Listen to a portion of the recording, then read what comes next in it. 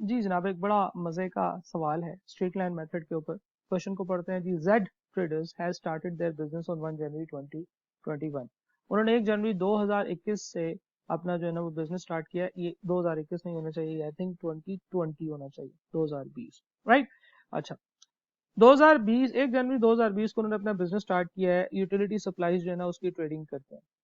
Opening इसके zero zero होंगे। इसका मतलब ये, जब भी हमने बात की थी कि पहले पहले भी कि जब भी कभी आपको पता चले कि एक बिजनेस स्टार्ट हुआ है तो यहाँ से आपको एक बड़ी इंपॉर्टेंट इन्फॉर्मेशन पता चलती है कि जो रेलिवेंट अकाउंट्स हैं, जितने भी अकाउंट्स हैं, उन सबके opening zero. Year end of the business is 31 दिसंबर। 31 दिसंबर पे ईयर एंड हुआ करेगा। बिजनेस अगर स्टार्ट हुआ 1 जनवरी 2020 को, तो 31 दिसंबर 2020 को 31 दिसंबर 2020 को हमारा ईयर 1 एंड होगा। 31 दिसंबर 2021 को हमारा ईयर एंड 2 एंड होगा। इसी तरीके से हर साल जो है वो हमारा 31 दिसंबर को ही एंड हुआ करेगा।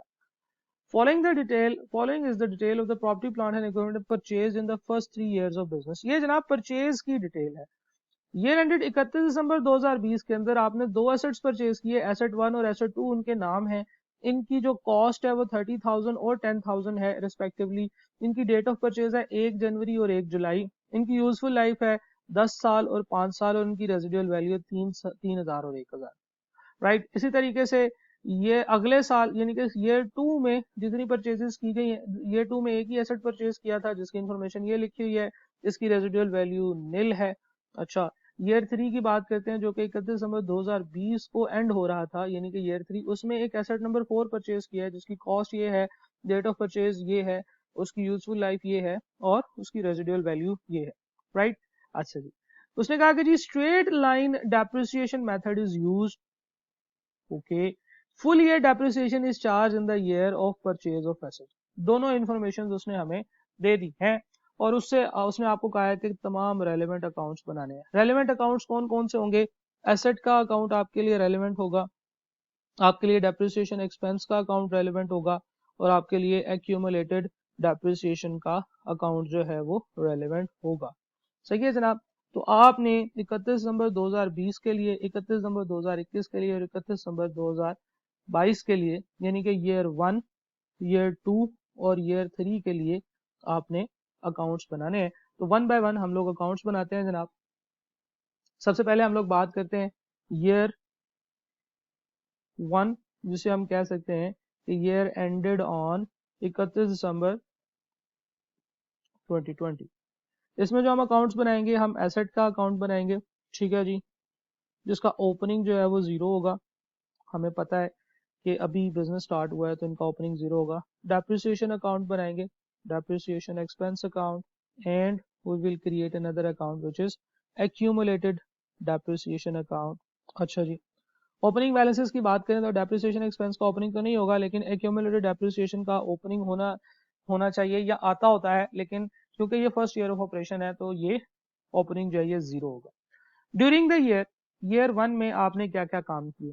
ईयर 1 में आपने दो एसेट्स परचेज किए। एक एसेट 1 परचेज किया 30,000 का, तो इसकी आपने जो एंट्री की होगी, एसेट 1 की जो परचेज करने की एंट्री है वो तो आपने की होगी एसेट अकाउंट डेबिट, और कैश अकाउंट या बैंक अकाउंट, जिस अकाउंट से भी आपने इसकी पेमेंट की है, वो क्रेडिट बाय 30,000। ये आपने एंट्री की होगी। कब की है आपने एंट्री? ये पहले एसेट की परचेज आपने की है, और ये किया 1 जनवरी सन 2020 को।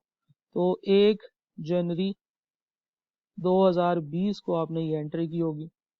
सही है जनाब। हम एसेट अकाउंट क्योंकि मेंटेन कर रहे हैं, तो एसेट में कैश से हमारे पास एंट्री आ जाएगी 30,000 की। दूसरा, आपने इस साल में ये काम किया कि 1 जुलाई 2020 को 1 जुलाई 2020 को आपने एक और एसेट परचेज किया विच वाज एसेट नंबर 2। तो इसकी आपने एंट्री की होगी 1 जुलाई 2020 पे, asset account debit, cash account credit with the amount 10,000, right. अच्छा, तो ये भी आपने यहाँ पे कैश के साथ लिख दिया होगा 10,000 से। तो आपके एसेट अकाउंट में दो एसेट्स आ चुके हैं, एक 30,000 का और एक 40,000 का, और ये साल कंप्लीट हो गया। ईयर एंड पे आपको पता है कि आपने कैलकुलेशन करनी है और एंट्री करनी है डेप्रिसिएशन की। आपके पास दो एसेट्स हैं, एसेट नंबर 1 है 30,000 का और एसेट नंबर 2 है 10,000 का। हर एसेट की अलग अलग डेप्रिसिएशन कैलकुलेट करेंगे, तो उसके लिए हम लोग वर्किंग बनाते हैं। Depreciation of asset A, asset 1, right. अच्छा जी, एसेट की जो डेप्रिसिएशन है स्ट्रेट लाइन मेथड में, डेप्रिसिएशन फॉर द ईयर का जो फॉर्मूला होता है वो ये होता है कि cost minus residual value into 1 over useful life, ये फार्मूला होता है। ठीक है जी, तो कॉस्ट है जी एसेट नंबर 1 की 30,000, इसकी जो रेजिडुअल वैल्यू है वो भी दी हुई है 3,000, इंटू 1 ओवर इसकी यूजफुल लाइफ कितनी है जनाब, 10 साल, तो 1 ओवर 10, तो ये बनता है 27,000। 27,000 का 10% बनेगा 2,700 रुपये। This will be the depreciation of asset 1। अच्छा, डेप्रिसिएशन ऑफ एसेट 2 भी कैलकुलेट करनी पड़ेगी। ये है हमारे पास एसेट नंबर 1। अब हम लोग कैलकुलेट करते हैं depreciation of asset number 2। Same formula होगा जी, कॉस्ट, कॉस्ट कितनी है जी एसेट 2 की 10,000, रेजिडुअल वैल्यू कितनी है 1,000, यूजफुल लाइफ कितनी है जनाब इसकी 5 साल, 1 ओवर 5। 1 ओवर 5 कितना बनता है जी, 20% बनता है। तो 9,000 का जो 20% होगा that will be equal to 1,800, 1,800 रुपये। तो पहले एसेट की जो डेप्रिसिएशन है वो 2,700 रुपये पर ईयर चार्ज होगी, दूसरे एसेट की जो डेप्रिसिएशन है वो 1,800 रुपये पर ईयर चार्ज होगी। और इस तरीके से हमारी जो ईयर 1 की जो टोटल डेप्रिसिएशन है वो 2,700 plus 1,800 that will be equal to 4,500। इस अमाउंट से आप क्या एंट्री कर रहे होंगे, इस अमाउंट से आप एंट्री पास कर रहे होंगे। और ये एंट्री आप किस डेट पे पास कर रहे हैं, 31 दिसंबर ईयर 2020 में डेप्रिसिएशन अकाउंट डेबिट और एक्यूमुलेटेड डेप्रिसिएशन अकाउंट क्रेडिट। किस अमाउंट से, वो अमाउंट जो उस साल की डेप्रिसिएशन बनती है 4,500 रुपये से, राइट। ओके, तो आप क्या एंट्री कर रहे होंगे, यहाँ पे हमारे पास अकाउंट्स आ गए हैं। डेप्रिसिएशन अकाउंट डेबिट, नाम लगेगा एक्यूमुलेटेड डेप्रिसिएशन अकाउंट का 4,500 रुपये से, और accumulated depreciation account credit, depreciation account का नाम लगेगा 4,500 रुपये से डेबिट क्रेडिट। अच्छा जी, अब हम इन अकाउंट्स को क्लोज करते हैं और इसमें कोई एंट्री नहीं करनी है। इसका जो क्लोजिंग बैलेंस बनेगा वो बनेगा जी 40,000। ओके, और ये हमारे पास जो अकाउंट है ये 40,000 से क्लोज हो जाएगा, इधर भी 40,000। एक्यूमुलेटेड डेप्रिसिएशन जो है वो आपको पता है, दिस इज आवर एक्सपेंस, और ये स्टेटमेंट ऑफ कॉम्प्रिहेंसिव इनकम में एक्सपेंस के तौर पे 4,500 रुपया चला जाएगा, और ये अकाउंट जो है ये हमारा यहीं पे क्लोज हो जाएगा, इसका कोई क्लोजिंग बैलेंस नहीं है, राइट। जो है वो ट्रायल बैलेंस में से जाकर स्टेटमेंट ऑफ कॉम्प्रिहेंसिव इनकम में क्लोज हो जाएगा। जहां तक एक्यूमुलेटेड डेप्रिसिएशन अकाउंट का ताल्लुक है, तो इसका जो क्लोजिंग बैलेंस है वो बनेगा 4,500 रुपये, और ये अकाउंट भी यहाँ पे हम लोग इसको क्लोज कर देंगे। ठीक है जी, क्वेश्चन की दूसरी रिक्वायरमेंट ये भी है कि extracts of statement of financial position for the year 2020, 2021 और 2022 बनाने हैं। तो हम लोग ऐसे करते हैं कि यहाँ पे तीनों सालों के पैरेलल एक्सट्रैक्ट्स भी बना लेते हैं।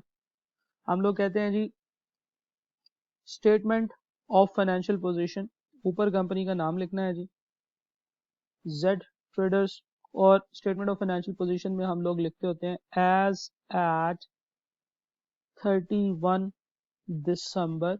अच्छा जी, जब आपने एक से ज्यादा सालों की बनानी होती है ना, तो आप सिर्फ यहाँ पे 31 दिसंबर यानी कि डेट और मंथ लिख देते हैं, ईयर नहीं लिखते। और फिर उसके बाद हम लोग ईयर के कॉलम बना लेंगे। जैसे हम लोग यहाँ पे लिख रहे हैं एसेट्स, एसेट्स के अंदर नॉन करंट एसेट्स, और नॉन करंट एसेट्स के अंदर हमारे पास जो इनकी कॉस्ट है वो आ रही होगी, और इसकी एक्यूमुलेटेड डेप्रिसिएशन आ रही होगी जो इसमें से माइनस होकर नजर आ रही होगी, तो हमारे पास नॉन करंट एसेट्स की वैल्यू बन जाएगी। हम लोग अगर बात करें ईयर एंड 2020 की, तो जो इसकी कॉस्ट है वो है जनाब 40,000, और एक्यूमुलेटेड डेप्रिसिएशन जो है वो उसकी 4,500 है। तो हम लोग यहाँ पे कॉस्ट लिखेंगे इसकी 40,000, और एक्यूमुलेटेड डेप्रिसिएशन 4,500 रुपये, इसमें से माइनस करेंगे तो हमारे पास जो वैल्यू आ जाएगी वो आएगी 35,500। ठीक है जनाब, तो these are the extracts of statement of financial position, जिसमें हमने एसेट्स के अंदर कॉस्ट लिखी है 40,000 और एक्यूमुलेटेड डेप्रिसिएशन लिखी है 4,500 रुपये। आगे चलते हैं जी, ईयर 2 की बात करते हैं। ईयर एंडेड ऑन 31 दिसंबर 2020 20 की 21 की ईयर एंडेड ऑन 31 दिसंबर 2021। बिल्कुल उसी तरीके से हम 3 अकाउंट्स बनाएंगे। एसेट अकाउंट, एसेट अकाउंट का जो ओपनिंग है वो पिछले साल का क्लोजिंग होगा, तो इसका ओपनिंग है जी 40,000। हम लोग डेप्रिसिएशन एक्सपेंस अकाउंट बनाएंगे, इसका ओपनिंग कुछ नहीं है क्योंकि इसका जो पिछले साल का क्लोजिंग था वो स्टेटमेंट ऑफ कॉम्प्रिहेंसिव इनकम के अंदर जाके क्लोज हो गया। और एक्यूमुलेटेड डेप्रिसिएशन अकाउंट, इसका ओपनिंग है जो कि पिछले साल की बैलेंस शीट में भी आ रहा था 4500 रुपये, राइट।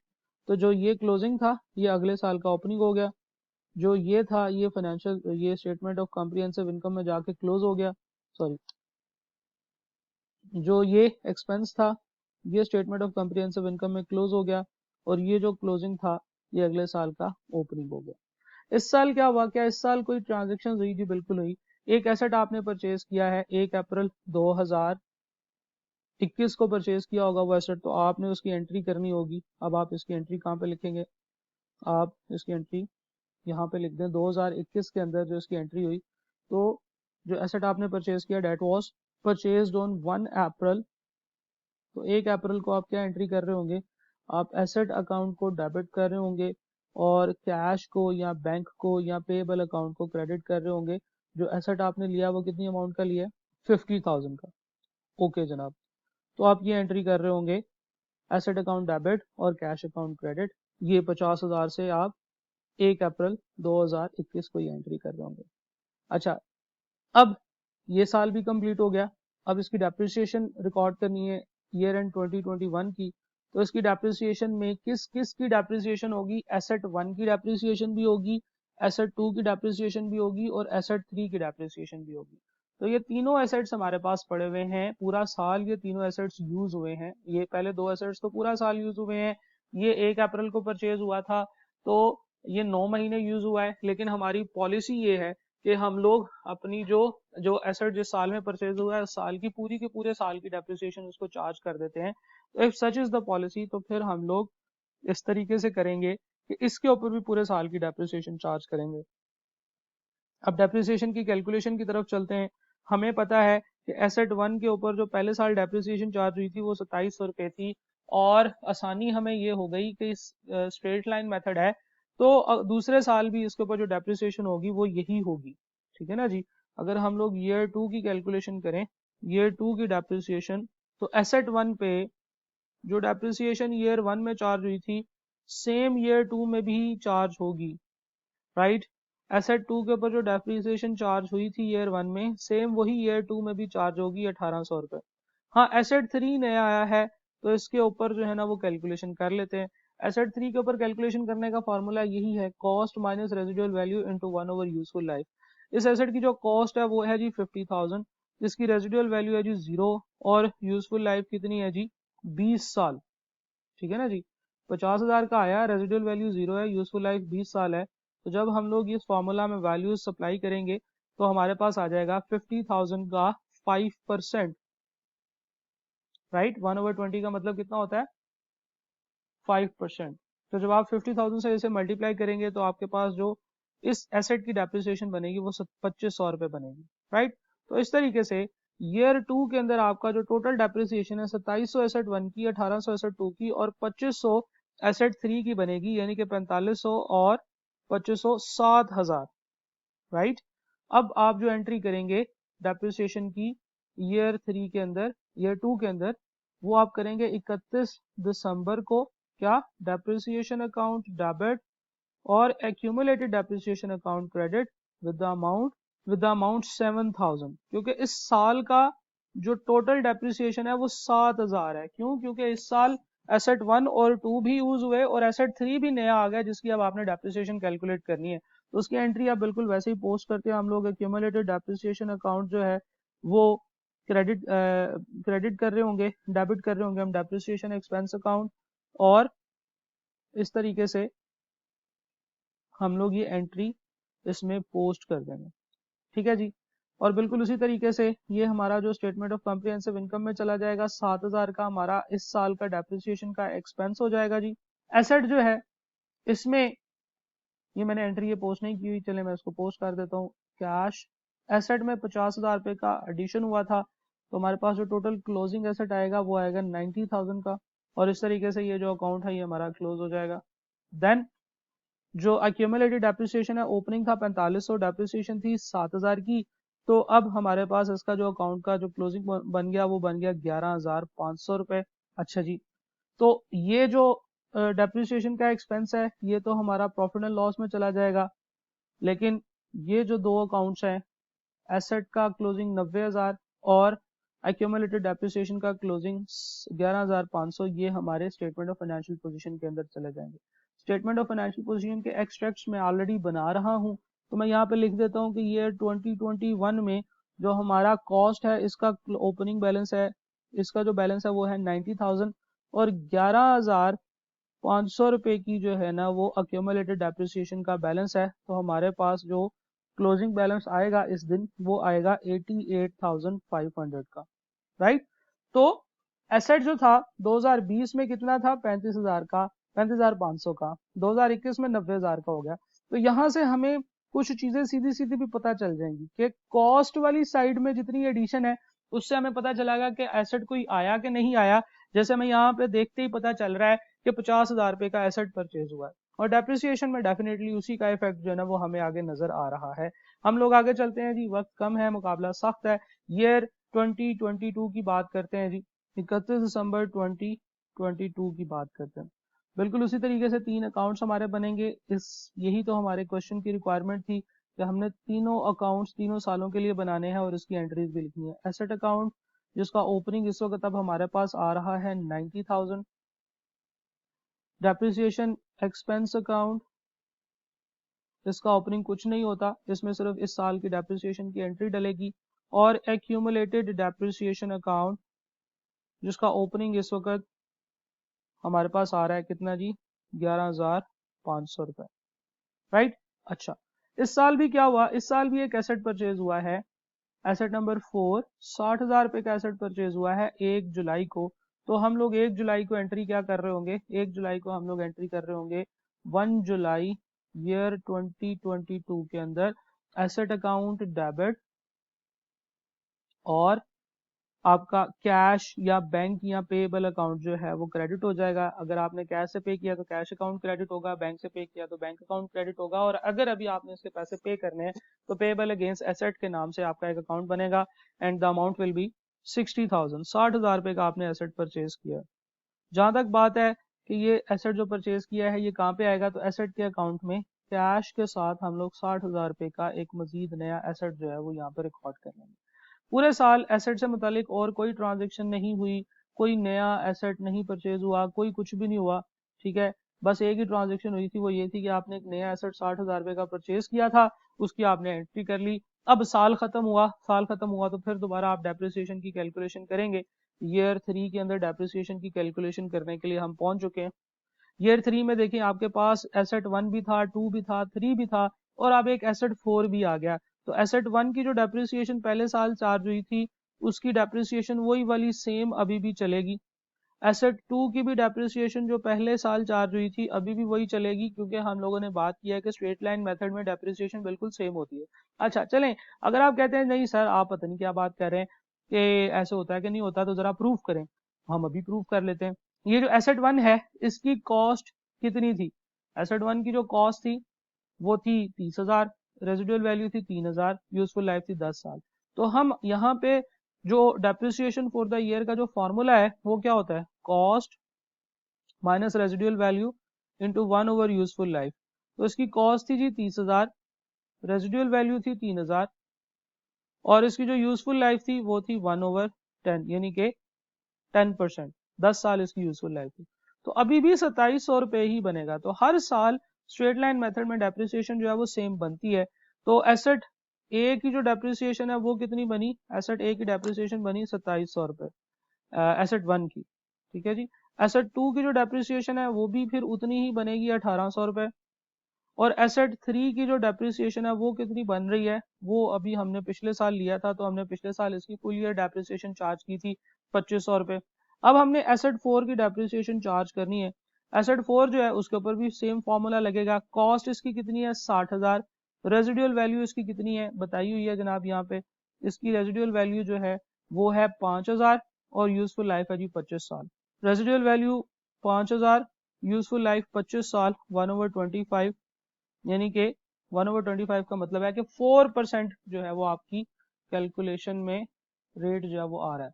ठीक है जनाब, तो 55,000 का 4% जब आप लेंगे तो आपके पास एक साल की जो डेप्रिसिएशन बनेगी वो बनेगी 2,200। तो जनाब 7,000 ये थे जो कि पीछे से जो है ना आपके एसेट्स आ रहे थे, उनकी डेप्रिसिएशन हर साल बिल्कुल सेम होनी थी, और 2,200 यानी कि टोटल 9,200 रुपया जो है वो आपका ईयर 3 का डेप्रिसिएशन का एक्सपेंस है, जिसकी आप एंट्री पास करेंगे। क्या आप 31 दिसंबर 2022 को एक एंट्री करेंगे और वो होगी डेप्रिसिएशन अकाउंट डेबिट और accumulated depreciation account credit by the amount what 9,200, right. अब ये एंट्री जो है ये आप अकाउंट्स में भी पोस्ट कर दें। एक्यूमुलेटेड डेप्रिसिएशन अकाउंट की वजह से डेप्रिसिएशन अकाउंट जो है वो डेबिट होगा 9,200 रुपये से, और यहाँ पे डेप्रिसिएशन का एक्सपेंस की वजह से जो अकाउंट आएगा वो आएगा 9,200 रुपये। ये आपका जो अकाउंट है ये स्टेटमेंट ऑफ कॉम्प्रिहेंसिव इनकम में करंट ईयर के एक्सपेंस के तौर पे 9,200 रुपये से क्लोज हो जाएगा, राइट। ओके, जो आपका एसेट है इसका जो क्लोजिंग बैलेंस आ जाएगा वो आ जाएगा 150,000, और ये आपकी statement of statement of financial position में चला जाएगा बैलेंस शीट के अंदर। और ये जो क्यूमुलेटेड डेप्रिसिएशन है इसका जो क्लोजिंग बैलेंस बनेगा that will be equal to 20,700।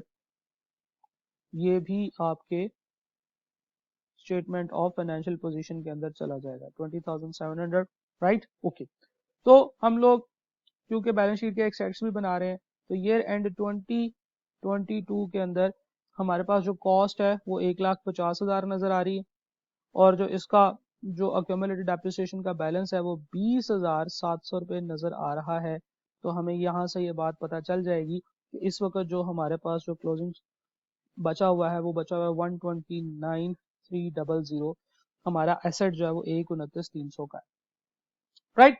अच्छा जी, तो जनाब जरा देखते जाएं। हमें पहले साल पता चला कि फर्स्ट ईयर ऑफ ऑपरेशन था तो ओपनिंग बैलेंस 0 था कॉस्ट का, तो 40 हो गया दूसरे साल में। इसका मतलब है कि 40 का जो है ना वो टोटल इसमें एडिशन हुई है।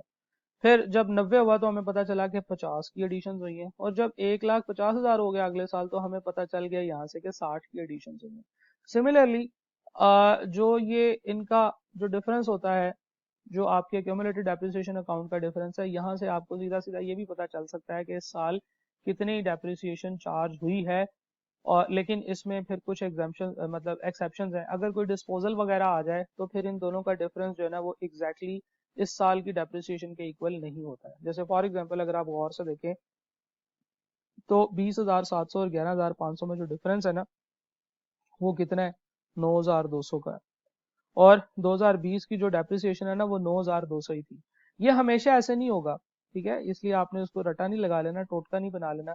ये दोनों दो कंसेक्टिव ईयर्स के अक्यूमुलेटेड डेप्रिसिएशन के बैलेंसेस के दरमियान में जो डिफरेंस है that will always be equal to the depreciation for the year. ये ऐसे नहीं होगा, क्यों? क्योंकि कभी कभार डिस्पोजल्स वगैरह जब होते हैं तो फिर हमें कुछ और एंट्रीज भी करनी पड़ती हैं जिससे अक्यूमुलेटेड डेप्रिसिएशन के अकाउंट के बैलेंस पे फर्क पड़ता है, राइट।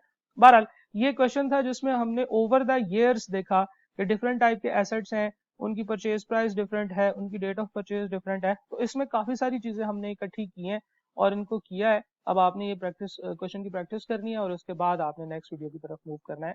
Thank you.